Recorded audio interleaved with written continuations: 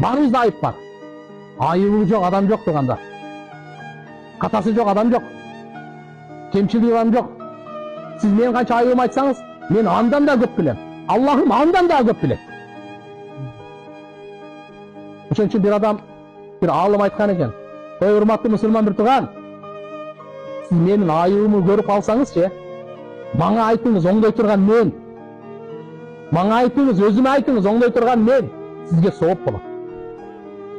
Эгерде мен айыбымды көрүп, мага айтпай башка бирөөгө айтсаңыз, мен аны оңдобойм да, сизге күнөө болот. Экөөнү каалаган тандаңыз.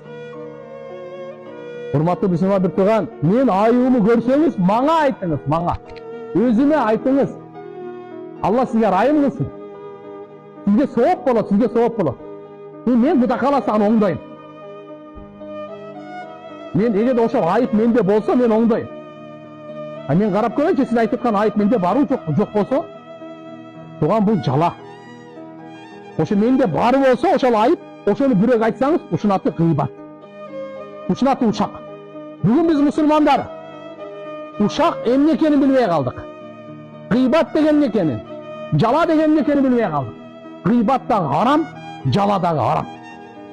Күнөөлөрү зынадан катуу.